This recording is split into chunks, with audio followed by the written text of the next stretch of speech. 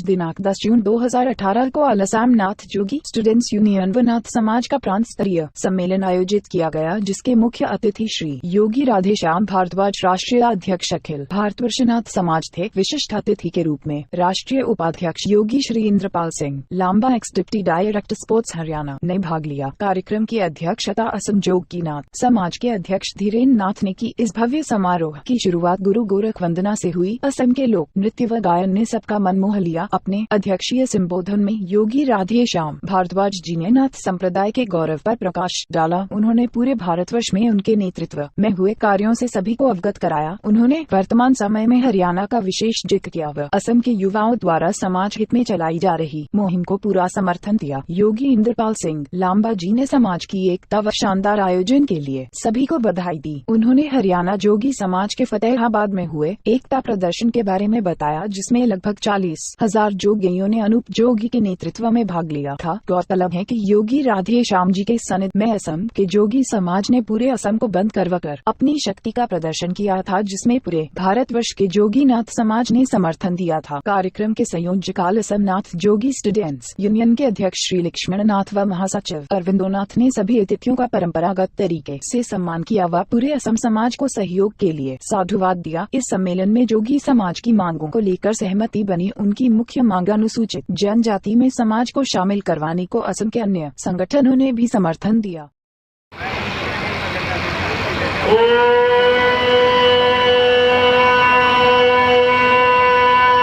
भगवते जगत गुरु महायोगी नाथ शिरोमणि गुरु गोरखनाथाय नमः। आदेश आदेश। आज के सभापति और मंच पे विराजमान नेतागण, मातृशक्ति, भाइयों, साथियों और बच्चों, मैंने जो भी बोलना है वो नाथ संप्रदाय पे बोलना है, क्योंकि नाथ संप्रदाय से ही ये सब छोटे छोटे जो उपाध्याय समाज हुआ, जोगी समाज हुआ, योगी समाज हुआ, ये इसी में से निकले हैं। और नाथ संप्रदाय के अंदर से ही जैन संप्रदाय, कबीर, जितने भी निकले हैं वो नाथ संप्रदाय से निकले हैं। जो गुरु शिष्य परंपरा है वो नाथ संप्रदाय ने चलाई थी। इसमें सबसे पुराना और सबसे पुराना संप्रदाय नाथ संप्रदाय है। भगवान गोरखनाथ जी के बारे में लोग इस तरह नाम ले लेते हैं, गोरखनाथ जी। आप लोगों को थोड़ी शर्म आनी चाहिए। वो हमारे आराध्य हैं। देवताओं के अंदर आज तक कोई भी महान आदमी या महान देवता हुआ है वो बाबा गोरखनाथ हुए हैं। बाबा गोरखनाथ शिव के अवतार हैं और शिव सबसे बड़े हुए हैं। इसमें कोई बताने की बात नहीं है। बाबा गोरखनाथ और मच्छंदर नाथ जी ने साबर मंत्र सिद्ध किया था, जो कि किसी भी देवी देवताओं से आज तक नहीं हुआ। इसीलिए सारे देवी देवता जो भी थे वो नाथ बने, जिन्हें हम नौ नाथ कहते हैं। ये मैंने थोड़े से लाया था, वो बांटे हैं आप लोगों को। इसमें ऊपर जो भी देवी देवता है वो सारे नाथ हैं। नाथ ही सबसे बड़ा होता है और नाथ के ऊपर ही सारा संसार चला है। ये जो भी आज कार्यक्रम हो रहे हैं और जो भी नाथ संप्रदाय, जोगी संप्रदाय, उपाध्याय संप्रदाय का सदर गिरा है, वो सब आप लोगों के कारण गिरा है। उसका कारण ये है कि आप लोग ज्यादा मंदिरों में जाते हैं। अरे मंदिरों में पढ़ा क्या है, आप ये तो बता दो। जब आप मंदिरों में जाएंगे और अपने मठों में नहीं जाएंगे और अपने देवताओं को नहीं पूछेंगे तो बताओ और कौन पूछेगा। इसीलिए आपकी संस्कृति खत्म हो गई है। मेरे सिख भाई कभी भी मंदिर में नहीं जाते, वो हमेशा अपने गुरुद्वारों में जाते हैं। आज जितनी संस्थाएं चली हैं, जितनी भी संस्थाएं चल रही है, उनमें आप खुद ये अनुमान लगा के देख लो, सिवाय उसमें फुरोबाजी है कुछ नहीं है। कुछ तो आशाराम के भगत बन गए, आशाराम पेड़ काट रहा है, उसकी पूजा कर रहे हैं, और कुछ राधा स्वामी के भगत बन गए, राधा स्वामियों ने किसी को आज तक गद्दी दी थी। वो आप गुजर गए तो अपने बेटे को गद्दी दे दी, बेटा गुजर गया लड़की को गद्दी दे दी, निरंकारी अभी गुजर गए, निरंकारी ने अपने पहले पत्नी को गद्दी दे दी, पत्नी मर गई लड़की को गद्दी दे दी। मगर नाथ संप्रदाय ऐसे है जो गुरु शिष्य परंपरा चली है, हमेशा अपना गुरु अपनी गद्दी शिष्य को देके गया है, वो किसी भी कैसे हालत में हो, जिसके कारण कहा गया है सब धरती कागज करूं लेखनी सब बन रहे और सात समुद्र मसी करूं गुरु को लिखाना जाए। गुरु का गुण आज तक कोई नहीं लिख पाया है। मेरा ऐसा कहने का ये अर्थ है सब सारी धरती को कागज कर दूं और लेखनी जितने भी आपके वृक्ष है जिसको लेखनी बना लूं और जितने भी समुद्र है उनको शाही बना के अगर मैं लिखूं तो गुरु का गुण लिखा नहीं जाए। जब आपके पास ऐसा महान देवता है गुरु गोरखनाथ, तो आप लोगों को किसी की भी पूजा नहीं करनी चाहिए। बहुत लोगों को इस बात का दुख होता है कि भारद्वाज ये मतलब ये बातें करता है, ये वो करता है, मगर गोरखनाथ के बारे में है तो मेरे पास कम से कम 3 घंटे का है, मगर कहाँ ना आदमी है सुनने वाले और ना कोई वो ज्ञान है। गोरखनाथ जी के बारे में मोटी आपको मैं दर्शाता हूँ, और ये बातें किसी को झूठी लगती हो मुझको पकड़ लेना और 100 झूठे मारना, और नहीं तो मैं प्रत्यक्ष में प्रमाण करके दूंगा आप लोगों को। माता काली जिसको लोग पूछते हैं वो गोरखनाथ के आदि है।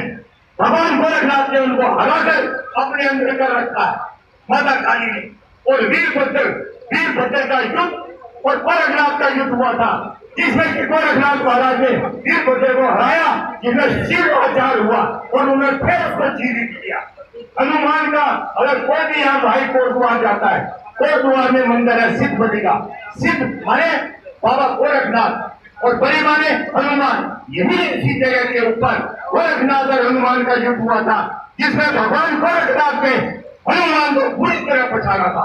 और उन्होंने उनसे पूछा था कि आप मेरे को कुछ आज्ञा दें। उन्होंने कहा यथाशक्ति आप यही से विराजमान रहे और जो भी मेरे शिष्य आएगा उसको आशीर्वाद दे। यह गोरखनाथ का महान कार्य है। इंद्रदेव को भगवान गोरखनाथ ने हराया है, युद्ध के अंदर गोरखनाथ का है। भैरवनाथ हुए हैं, आप वैष्णो देवी जाते हैं, तो जाओ यार, आप वैष्णो देवी जाते हैं। वैष्णो देवी का सारांश ये है कि माता छोटे रूप में आई थी। उन्होंने भैरवनाथ को मारने के लिए षड्यंत्र रचा था, क्योंकि उन लोगों भैरवनाथ को हर विद्या ताकत का ज्ञान था, मगर उनको थोड़ा सा अपने ऊपर अहंकार आ गया था। जब वो छोटा रूप रख के गर्भ गुफा में से निकली तो हनुमान जी वहां खड़े थे, तो हनुमान जी को कहा आप यहाँ पहरा दे और यहाँ पे कोई अंदर ना आ सके। उसी टाइम भैरवनाथ जी भी वहां पहुंच गए और भैरवनाथ जी का और गोरखनाथ का, भैरवनाथ जी का और हनुमान जी का युद्ध हुआ था। वहीं से भैरवनाथ जी ने हनुमान को पछाड़ के उस गुफा के अंदर किया था। जब माता ने देखा ये नहीं रुकने वाला है, तो असली रूप अपना रख के माता ने जब भैरवनाथ का शीश उठा था, तो उन्होंने कहा मातेश्वरी मैं पहचान नहीं पाया आपको, तो उन्होंने आशीर्वाद दिया, अच्छा बेटे जो भी मेरे दर्शन करने आएगा वो मेरे दर्शन करके आपका दर्शन जरूर करेगा। ये नाथ संप्रदाय की परंपरा है जो मैं आपको बता रहा हूँ। गुरु मच्छंदर नाथ का युद्ध हुआ था, उसमें भी हनुमान जी को हराया था मच्छंदर नाथ जी ने। ज्वाला जी कोई आदमी आ गया है, ज्वाला जी के अंदर चोट चलती है, ये गोरखनाथ जी के कारण चलती है। ये आप लोगों को नाथ पंथ को उपाध्याय समाज को जन समाज को पता होना चाहिए हमारा क्या इतिहास है, हम कौन है, कहां से आए हैं। तारना के राजा हमेशा कई साल से लगातार दर्शन करने जाते थे माता का, और उन्होंने कहा कि मैं माता के दर्शन करने आता हूँ, पर मेरे को माता के दर्शन नहीं हुए हैं। तो एक साधु मिला जंगल में, उन्होंने कहा भैया जब गोरखनाथ जी यहाँ आएंगे तो माता दर्शन देगी। तो बोले गोरखनाथ जी को मैं कहां से लाऊं, तो उन्होंने कहा भंडारा रखो, भंडारा रखो, गोरखनाथ जी आ जाएंगे। भंडारे की डेट रखी गई और उसके ऊपर गोरखनाथ जी और अर्जुननाथ जी आए, और उसी ज्वाला मंदिर के ऊपर गोरख जी जिसको आप कहते हो वहां पे दोनों विराजमान हुए। जब भंडारा फटा गोरखनाथ जी ने खाया तो सारे प्रसन्न हुए और सब अपने उसके ऊपर चले गए। पर देवी ने बाद में ये कहा हे महाराज आप एक समय का भोजन दे दिया करके जाए। तो गोरखनाथ जी हंसने लगे, कहता हे देवी आपके यहाँ मांस मंत्रा चलती है और मैं एक साधु आदमी, पर फिर मैं आपको नाराज नहीं करूंगा, मैं भिक्षा लेके आता हूँ नीचे और तुम आप ये सब्जी गर्म करो मेरी टिप्पी।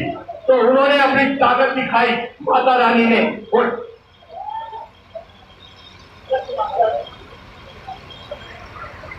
माता रानी ने अपनी ताकत दिखाई और वो ज्वाला रूप में आके उसे पानी को एकदम गर्म कर दिया।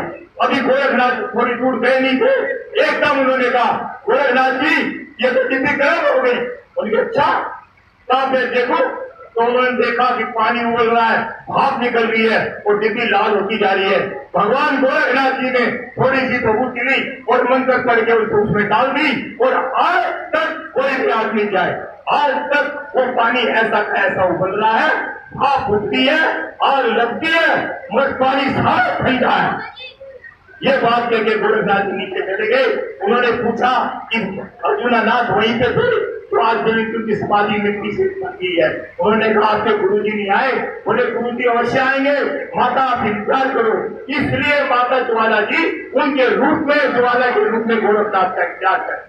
ये गोरखनाथ की महिमा है। आपको अमरनाथ की कथा, अमरनाथ से बहुत भाई जाते होंगे, बहुत गए होंगे, मगर उन्हें थोड़ा सा भी ज्ञान नहीं है कि अमरनाथ है क्या चीज।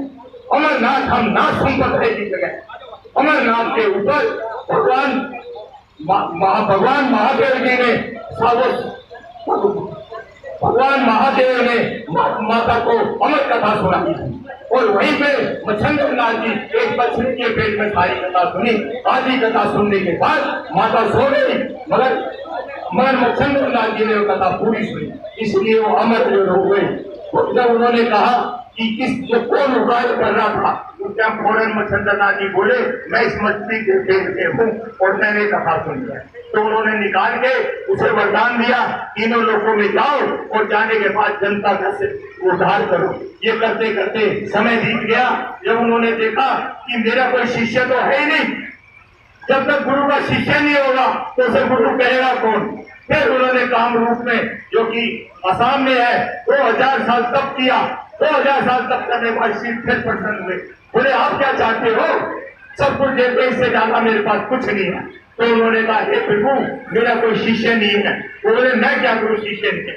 तो उन्होंने कहा आप मेरे शिष्य के रूप में आए। तो उस टाइम ने कहा अच्छा शिष्य के रूप में मैं आऊंगा, मैं तो तुमसे आगे निकल जाऊंगा। तो मच्छिंद्र नाथ जी ने कहा कि हर बाप और हर गुरु यह चाहता है कि मैं अपने शिष्य से हारूं या अपने बच्चे से हारूं। आप आ जाओगे तो आप कैसे आगे निकल जाओगे, मुझे कोई बात नहीं। उस टाइम फिर अवतार लिया गुरु गोरखनाथ महाराज ने। गुरु गोरखनाथ 4 युग में हुए हैं, सतयुग में हुए हैं, फिर नदी करे गोरख किला है। त्रेता द्वापर युग में हुए हैं, कृष्ण भगवान की शादी कराई है तक पर्वत से। रामचंद्र जी का तो वर्णन मैंने बताया, उसके हुए हनुमान से युद्ध हुआ।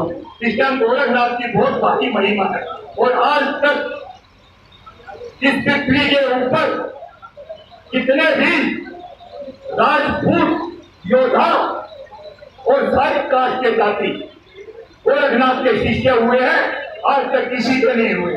उज्जैन के राजा भरतरी, जो कि चक्रवर्ती राजा थे, चक्रवर्ती राजा उसको कहा जाता है जिसके अंदर 108 राजे अधीन हो। चक्रवर्ती राजा गोरखनाथ के शिष्य भरतरी जी थे। इसी तरह सियालकोट के राजा सुलेमान के लड़के पूरन भगत, जिनको चौरंगीनाथ कहा जाता है, वो भी राजपूत थे, वो भी गोरखनाथ जी के शिष्य बने। बंगाल के गोपी चंद जी, वो भी उनके शिष्य बने। इस तरह हजारों से राजाएं उनके शिष्य बने। कभी जो हिंदू राष्ट्र बना है, सबसे पहले हिंदू राष्ट्र है बाबा गोरखनाथ ने सिद्ध किया है। नेपाल जो है वो हिंदू राष्ट्र गोरखनाथ जी ने सिद्ध किया है। जितने भी गोरखा है वो सब गोरखनाथ की देन है। आज की तारीख के अंदर वहां पे हमारे सिक्के चलते हैं। जिस भाई को नोट देखने में मैं दिखा दूंगा, श्री गोरखनाथ महाराज के नाम से वहां की करेंसी आज भी चलती है। ये गोरखनाथ की बात है। किसी को भगवान गोरखनाथ के सही ढंग से दर्शन करने चाहते हो कलयुग के अंदर भी, तो गिरनार पर्वत हिंदुस्तान के अंदर सबसे बड़ा पर्वत, ये तो कि जूनागढ़ गुजरात में आता है। आप वहां पे जाइए और सबसे ऊंचा पर्वत 10,000 पौड़ियां करने के बाद गुरु गोरखनाथ का मंदिर आता है। सबसे ऊंचे गोरखनाथ जी का स्थान पाता है। अगर गोरखनाथ जी आपसे प्रसन्न हुए, आपके कर्मों से प्रसन्न हुए, तो गोरखनाथ जी आपको अवश्य दर्शन देंगे। ये भगवान गोरखनाथ की वो है। उड़ीसा किसी भाई को जाना पड़ जाए, उड़ीसा में जैसे भगवान गोरखनाथ जी पहुंचे, उन्होंने अपनी नाक बजाई तो एकदम सारा संग हिल गया, जगन्नाथपुरी का हिल गया। गोरखनाथ जी ने एकदम मंदिर हिला तो कृष्ण भगवान एकदम बाहर से अंदर से आए और हाथ जोड़ने लगे, कहने लगे प्रभु अंदर आइए। वो बोले आप यहाँ और मैं यहाँ, मंदिर में क्या पड़ा है, मंदिर में कुछ नहीं है। तो उन्होंने समझ गए, क्योंकि वो भी भगवान कृष्ण विद्वान थे। उन्होंने कहा अच्छा, उन्होंने अपनी यथाशक्ति वहां पे धूना स्थापित किया और कृष्ण भगवान ने ये कहा तो भी यहाँ पे दर्शन करने आएगा पहले ही धूने का दर्शन करेगा। कि कोई भी आदमी उड़ीसा में जाए तो पहले उड़ीसा सिंह द्वार से मेल मिल जाए, सिंह द्वार के ऊपर पहले वहां बहूती लगाए और जाके फिर दर्शन करें। ये ब्राह्मण लोग आप लोगों को कभी नहीं बताएंगे, कभी नहीं बताएंगे आप लोगों को। ये आपको खुद पता होना चाहिए कि वहां पे हमारे गोरखनाथ जी का विचार है। इसी तरह और जो आपका सिद्ध बलि मंदिर है वहां पे गोरखनाथ की तस्वीर लगी है और दिखा सकती हूँ, धूना भी बना हुआ है, कोई भी जाए धूना भी। ये भगवान गोरखनाथ के चमत्कार है जो कि आप कहने को गोरखपुर जो आप सब जानते हैं, यही पर गोरखनाथ जी ने वो इसी मंदिर की स्थापना की थी।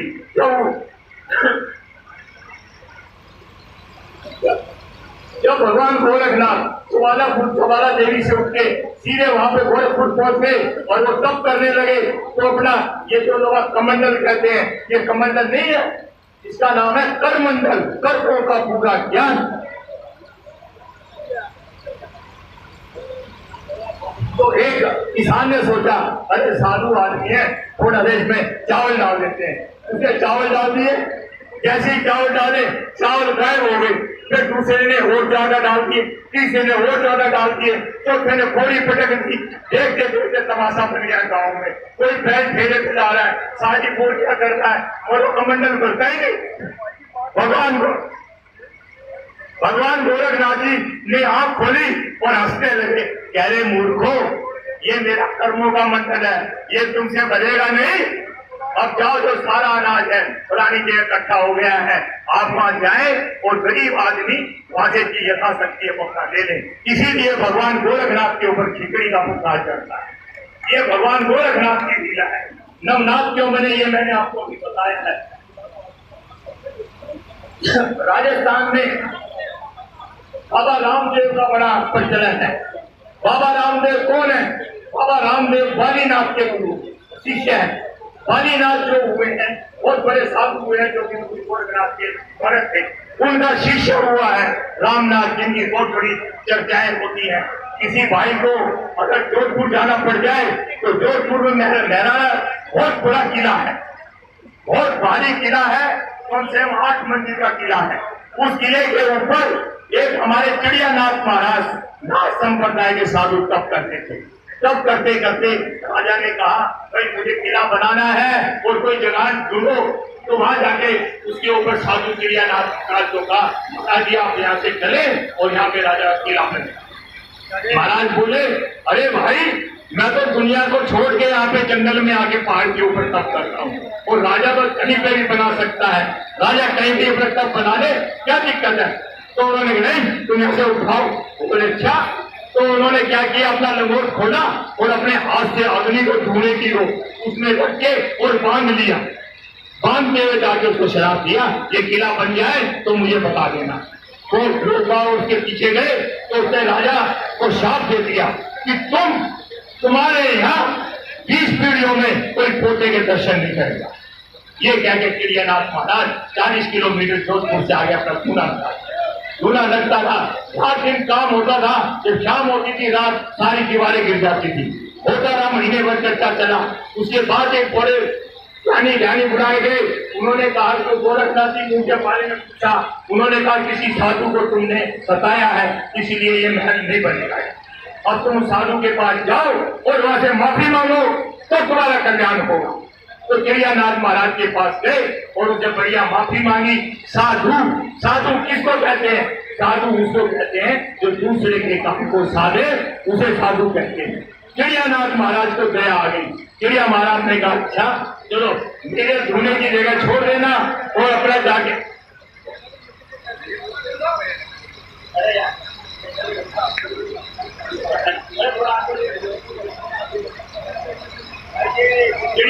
महाराज जी ने ये कहा, अच्छा जाओ मेरे धोने की जगह छोड़ देना और अपना किला बना लो। तो मेहरानागढ़ जो भी 7-8 मंजिल का है वो बना। तो राजा ने जाके उसके पैर छुए, हे भगवान जो आपने हमें शाप दिया है उसका हमें तुम वो भी दे दो जिससे कि उपहार हो जाए। तो उन्होंने कहा जब 20 पीढ़ियां तेरी बीत जाएंगी, 21 पीढ़ी में हिमालय से पानी जोधपुर को आएगा, जोधपुर में आएगा। तो तुम दोगर भर के दोनों मियाँ दीदी इसके ऊपर जब मेरी समाधि को खोले तो पोटे का मुंह देख पाएंगे। आज जो राजा गजर सिंह है, किसी भाई को जाना हो, राजा गजर सिंह का महल है जोधपुर के अंदर। राजा गजर सिंह थी और उनकी पत्नी दोनों दोगर भर के ढाई और जयानाथ महाराज का गोद धोया। उसके बाद 21वीं सदी के अंदर अब जाकर उसको पोटे का दर्शन हुआ। ये नाथ संप्रदाय की देन है, ये तो बात सच्ची है। किसी को कोई शक हो तो देख सकता है, सारी मैंने प्रमाण के साथ। अगर आपको हिमाचल जाना पड़ जाए, वहां पे एक जगह बड़ोक है, बड़ोक की जो चैनल बनी हुई है वो हिंदुस्तान का वर्ल्ड में सबसे लंबी चैनल है। उस चैनल की ये खासियत है, एक जगह से सामने दूसरी जगह देख सकते हो, सोने से गैर इमारत वही देख सकते आदमी सकते। एक जो है उससे एक साइड से दूसरी साइड आप देख सकते हैं। जो वो बड़ोक एक इंजीनियर था अंग्रेज, जो वो अंग्रेज बना रहा था तो उससे वो बनती नहीं थी, टूट जाती थी।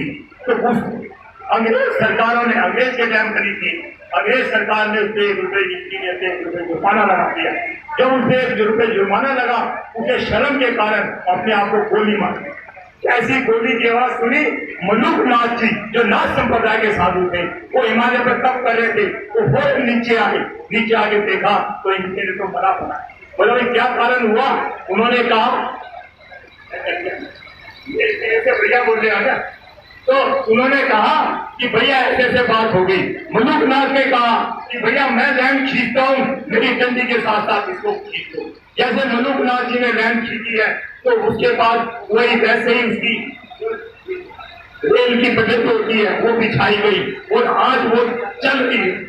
और वहां पे हिमालय जो आपका हिमाचल का बजट है, ये बात सारी बजट में लिखी हुई है। कोई भाई फोटो जाए तो मलुकनाथ की फोटो रखी हुई है, सारा ये वरदान उसके ऊपर लिखा है।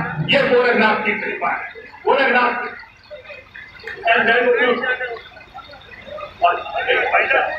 और इन्हीं शब्दों के साथ जो कि उपाध्याय समाज, नाथ समाज, जो कि समाज वालों ने अपना जीवन का बलिदान दे दिया है।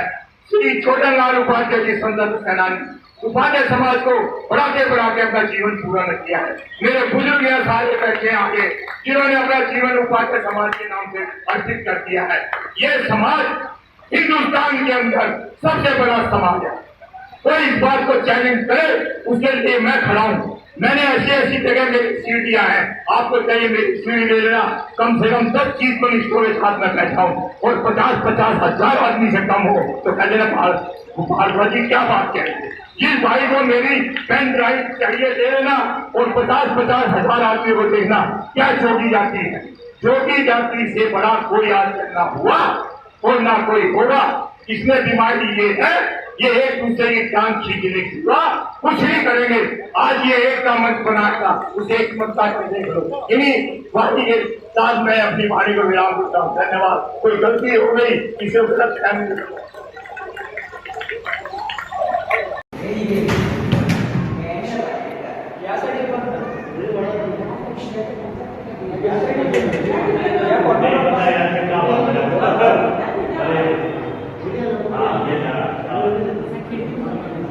ये जो किताबें मैंने दी है इसमें मेरा टेलीफोन नंबर भी लिखा। कोई भी हमारे लायक काम उसके लिए कोई यहाँ से आता भी है तो कहता मुझे पार्लियामेंट घुमाना है तो पहले यहाँ से मेरे को बताए और 7 दिन का वो भेजे नीचे पत्र क्या तो मैं पार्लियामेंट भी आप लोगों को जब ये होती है पार्लियामेंट खुलती है तो आपको पार्लियामेंट 1 घंटे की चलती है, जो भी आदमी बैठता है वो भी आप लोग आराम से दिखवा सकता हूँ, कोई भी करे। तो हमारा ये उद्देश्य होती है, हमारा कोई उद्देश्य है कि कोई कभी आएंगे पता नहीं टैग लगेगा लगे तो जो ये अपना बना हुआ है तो थोड़ा हमारा कहना ये है कि इसको थोड़ा सा संभाल के बारे में ज्ञान नहीं है। तो बच्चों को ज्ञान नहीं, बच्चों आगे जो आने वाले जनरेशन को कट भी। सबसे मेन बात ये कि हम तो फिर एक साधु ने मुझे तपस्या करी 13 साल, तो गुरु के पास गया तो कहने लगा कि मैंने ऐसी तपस्या की है कि मैं पानी में चल सकता हूँ, वो हंसने लगे, जो कि हंसने लगे, तो मुझे अरे पूरा पूरा मर गया, तपस्या भी खत्म हो जाएगी, तू मर गया तो काम खत्म। अब कोई ऐसा काम करे संसार के लिए काम, और हमारा काम तो खत्म हो गया। आप लोगों ने जब देखना बनाई सभी कैसे खुश होगी देखे कि नहीं बहुत बड़ा काम है। तो ऐसा है कि संसार में जब आए होगा तो आपको ये होना चाहिए मेरे को दिल्ली जाना है, मेरे को बाजार जाना है, मेरे को त्रिपुरा जाना है, तो वहाँ हमारे आदमी दिल्ली के अंदर आपके 5 IPS अफसर है। दिल्ली का कमिश्नर आपकी बिरादरी का है, RTO आते हैं। असम का जो पुलिस कमिश्नर है हरेंद्र नाथ को अपनी बिरादरी का। दिल्ली में लगभग अपनी बिरादरी के डॉक्टर फोर्ट है। तो वहां से जो डेवलपमेंट हो रहा है, हर बिरादरी फायदा उठा रही है गवर्नमेंट से, तो आप लोग इस गवर्नमेंट से फायदा क्यों ना उठाओ? हमारे बच्चे क्यों मजदूरी करें? जो तो हमारा उद्देश्य ये जो पढ़े लिखे लोग हैं वो आगे आके समाज में भगवते जगत गुरु महायोगी नासरोमी गुरु गोरखनाथाय नमः। सभी को आदेश आदेश।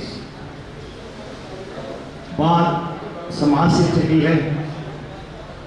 पहले तो हमारे साथी भाई बच्चे इस बात को जाने समाज है क्या और हमें सामाजिक कैसे होना चाहिए। आजकल आप देख रहे हैं व्हाट्सएप के ऊपर कितनी गंदगी छाई है। लोग बात झूठ पे झूठ, जो गंदी से गंदी चीज है वो व्हाट्सएप पे डालते। कम से कम मैं आप लोगों को एक जानकारी देना चाहूंगा, इन व्हाट्सएपों को ना पढ़ें। हमारे यहाँ 2 ही संस्था चलती थी, एक अखिल भारतनाथ समाज और एक उपाध्याय समाज। और उपाध्याय समाज के हम हमेशा ऋणी रहेंगे क्योंकि इन्होंने हमें हाथ से हाथ दिया है, कंधे से कंधा दिया है जब भी जरूरत पड़ी। तो उपाध्याय समाज और नाथ समाज अलग है। हाँ, जो ये बातें हो रही है गोस्वामी की, फलानी ढिंडी, इसमें हम लोगों को बड़ा फर्क है। 2 मत चले हैं, एक वैष्णव मत और एक शैव मत। शैव मत जो चलाया शंकर भगवान ने चलाया और वैष्णव मत चलाया विष्णु ने चलाया। हम जो मानने वाले हैं हम शैव मत के मानने और शंकर भगवान के मानने वाले हैं। शंकर भगवान के बाद मच्छंद्रनाथ जी आते हैं, उनके बाद भगवान गोरखनाथ। ये परंपरा भगवान गोरखनाथ जी ने 12 पंथ बनाए, शंकराचार्य ने 10 पंथ बनाए जिसको हम 10 नामी कहते हैं, जिसमें गिरिपुरी, भारती, गोस्वामी, सागर, पर्वत, इन लोगों से हमारा कोई लेना देना नहीं है। ना ही हम लोगों के इनसे कोई रिश्ते होते हैं, ना ही कोई हमारा आना जाना है। मगर हमारे समाज में हमारी ही बिरादरी के लोग, जैसे आगरा लगा लो, बिहार लगा लो, कुछ थोड़ी बहुत और थोड़ी सी जगह है जहां वो गोस्वामी लिखने लगे। वो गिरी नहीं लिखते, पुरी नहीं लिखते, भारती नहीं लिखते, वो सिर्फ गोस्वामी लिखते। इस बात से लोगों को हमेशा इस बात का संशय रही कि हमारी बिरादरी का नहीं है। तो इसमें ये बड़ी विडंबना है कि भाई गोस्वामी हमारी बिरादरी के हैं कि नहीं। कुछ गोस्वामी हमारी बिरादरी के हैं जो गोस्वामी लिखते हैं, और दूसरे गोस्वामी हमारा उनसे कोई लेना देना नहीं है, क्योंकि हमारी ना उनकी शादी है, ना हमारा आना जाना है, ना उनका हमारा उठ बैठ है। वो 10 नामियों में आते हैं, हम 12 नामी गोरखपंथी। तो इस तरह से नाम जो लिख रहे हैं, नाम का चर्चा है, नाम का झगड़ा है, ये मेरे ख्याल से जब तक संस्थाएं आप लोगों की है ही ये खत्म नहीं होगा। उपाध्याय समाज वाले सारे कहते हैं उपाध्याय लिखो, जोगी समाज वाले कहते जोगी लिखो, नाथ समाज वाले कहते नासम लिखो। मगर ये जो बाहर की स्टेट वाले आते हैं वो क्या लिखे, वो भी तो आप बताओ ना। जो गुजरात में रह रहा है, हमारे समाज का आदमी है, वो रावण लिखता है, ना तो वो पादरी लिखने को राजी, ना वो नाथ लिखने को राजी, ना वो जोगी लिखने को राजी। वो तो क्या हम रावण है और तुम्हारी बिरादरी है। इसीलिए ये बिरादरी का झगड़ा है ना, इसको बिल्कुल चैप्टर क्लोज कर दो कि जोगी जोगी क्या बात है, एक ही बात है। उपाध्याय जोगी सब एक ही तो है। ये आप लोगों की मंशाएं और आप लोगों का कि सुपीरियरिटी और इंफीरियरिटी में जा रहे हो, उसका कोई महत्व नहीं है। आप लोग सारे एक ही हैं। ज्यादा बन के ये मत दिखाओ कि मैं सुपीरियर हो गया और ये नीचे का है। मैं दिल्ली में 4-5-47 को पैदा हुआ था। मेरे पिताजी का बहुत बड़ा बोर्ड लगा हुआ है जगन्नाथ जी के नाम से, और मैं भारद्वाज लिखता हूँ। जितना मेरे एमएलए, जितने मेरे काउंसलर हैं, सब जानते हैं जोगी है, पर जोगी कहने की ताकत भी नहीं रखते। मैं ही बताता हूँ मैं जोगी हूँ। किसी भाई को मेरा संशय हो आने के अंदर मेरे घर का एड्रेस की जरूरत नहीं है।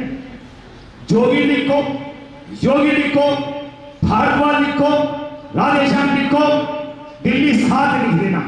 मैं आपकी चिट्ठी आपको डाल के दे दूंगा। आप में अपना दम होना चाहिए। क्या लिखो?